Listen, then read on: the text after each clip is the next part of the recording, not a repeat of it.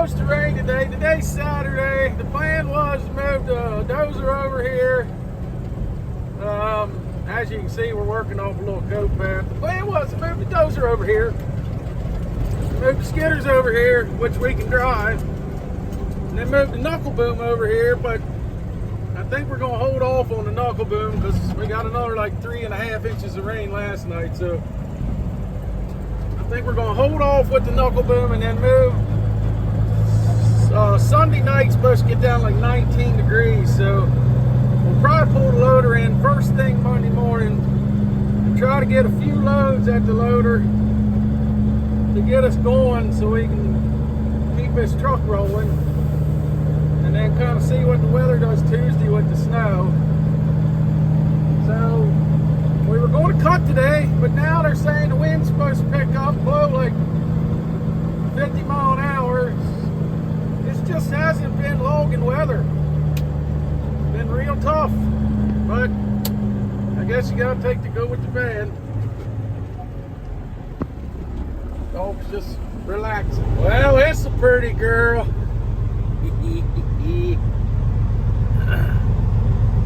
I'll show it to you when I get her back out the shop. We'll do a little walk around on it real quick.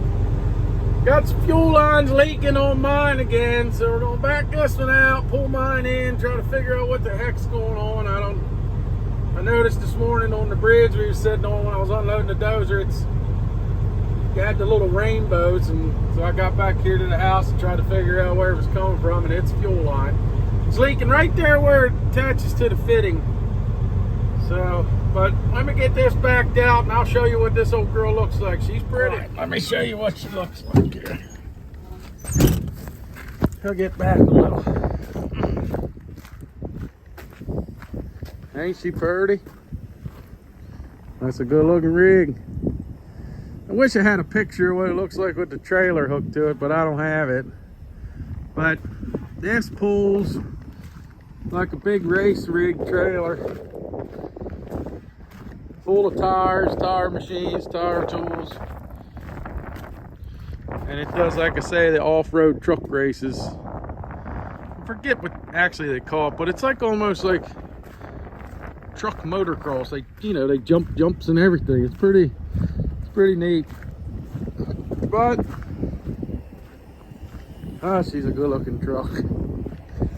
So's mine. Mine's a good-looking truck too. The daggone thing would just quit acting up. Just with you can, I guess when you tear stuff apart like that, you get into a major engine overhaul like we did, you're gonna have issues. It's just you take so much stuff was taken apart that you end up, I don't know. We're gonna pull her in here and see if we can't get to the bottom of it. We figured it out. Well, I figured it out. I don't know if you can see. See, there's a rubber hose and then a metal hose at the top. That fitting where it screws in, let me see if I can touch it out, right there, was leaking, was loose. And like I say, that's, of course, all that had to come off. We rebuilt the motor, but what it was doing, it's just dripping down through here and running down this hose and puking all over the ground. But I put like a 1.5 turns on that, and she's not leaking now.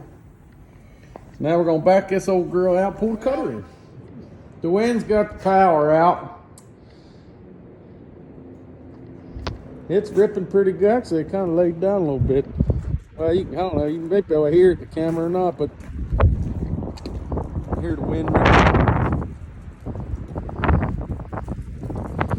If you go up there to the end of the lane, the driveway, turn right up there. About, you can't really tell, but there's a tree fell across the road, tore all the wires off the pole and everything. So now we ain't got no power, which is all right. At least the wind's kind of blowing. It's kind of blowing this way, so it's not coming in the shop. Because normally, well, it's coming in a little bit, but when it blows this way, it blows all this corn fodder off that field, blows it right in here. And Mikey, he gets upset about that, so But we're, I'm just changing oil. This is pretty neat. I've never seen anything like this. But so you don't have to pull no belly pans. I guess they figure on these cutters, low to the ground, and belly pans get all bent up. But it, where's my light at here? That hose, oh, the flashlight's in the way, runs right in there and comes out that. I thought that was pretty slick. You can get a bucket under it that way. It's pretty, it's different. I've never seen anything like it. I'm sure this ain't the only thing that's on like that, but it's a pretty neat little setup. I like it. I got the oil filter on, the fuel filters, got both of them on. I got to do this hydraulic filter yet, and then put the 2 air filters in, and then she's ready to go. Well, I got to put oil in it, of course, but. And then this old girl be ready to work Monday morning. I ordered a magnetic camera mount. So what I'm going to do, I'm going to try next week to set the camera somewhere on this cutter on the outside if I don't tear it up. But I'm going to try to set the camera up somehow on the outside so you can see this thing work. Had a fella comment on, I think the last one I just put, well, I don't know if it's the last one, the one before, but he said, man, if you could somehow flip that camera around, I'd like to see that work. It sounds like he's interested in getting a cutter. You know, but just like me, I wasn't sure. It's a big expense, but the rubber tire, you know, you can get into a rubber tire relatively cheap. So it's a good way. Now I did it, well, I had a rubber tire one, but I had the Ryan dangle head first, and then went to a rubber tire cutter, and then from there went to a track cutter, and I'm back to a rubber tire cutter. If you can afford it, go track cutter, buddy. But otherwise, well, this is gonna make a mess. Otherwise, you know, like this machine here is 25 grand. So it's a little bit easier to swallow 25,000 than it is to swallow 150,000. And you can find some track cutters out there for 70, 80 grand, but they're just, what you do with them is so hard on them. You know, you hate, it gets scary. You know what I mean? I paid 150 for mine, and less than a year later had to put a motor in it. So any used equipment's a gamble, but you know, this motor's relatively available, so you could probably find one used to drop in if the motor does blow. And especially with these older machines, you can get, a lot of times got, like this machine here recently had probably $15,000 worth of hydraulic work done to it. You know, pumps and saw motors and drive motors. I don't know what the right answer is, whether you buy, see, gently used is expensive. Used is affordable, but I don't know if it's got enough hours on it where it's had the serious maintenance done yet. Or you go like this and you go extremely used. I think this machine's a 98. So it, you know, it's old, so it's had a lot of work done to it. Sorry about that. I was losing my train of thought there.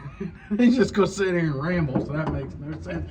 Anyway, what I was saying is, this machine is old, so it's basically been wore out and rebuilt again. It's kind of like a truck. You know, you buy a road tractor that's got, say, 600, 700,000 miles on it, right?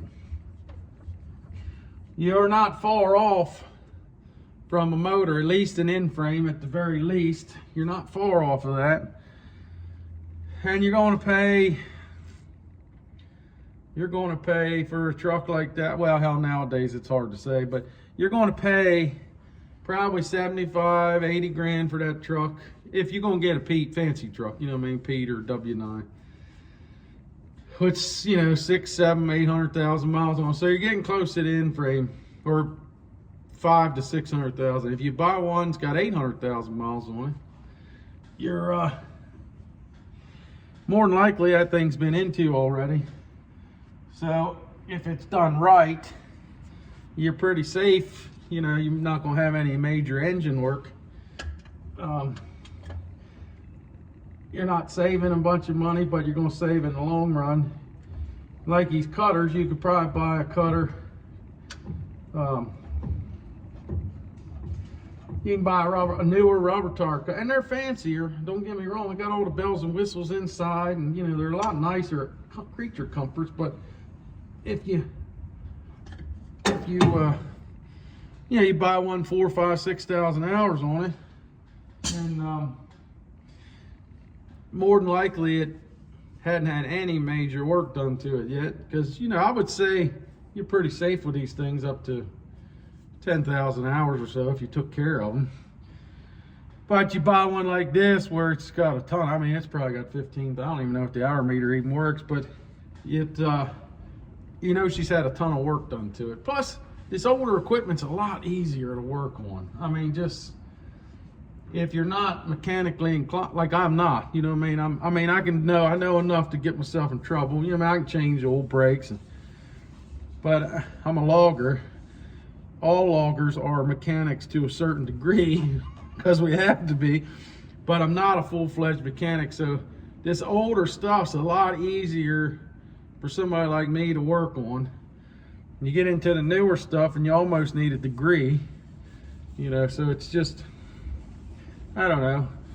But yeah, I forget your name, but if you're watching this, I'm gonna do some video cutting with it. I'll show you how she works, and hopefully you can make up your mind and start hunting for a pretty decent machine. All right, again, I'm kind of going backwards a little bit because you'll see there's snow on the ground, but I went to edit a video this morning and realized I didn't close it out. So yeah, this is me closing it out. So thanks for watching, like and subscribe, and we'll see you on the next one.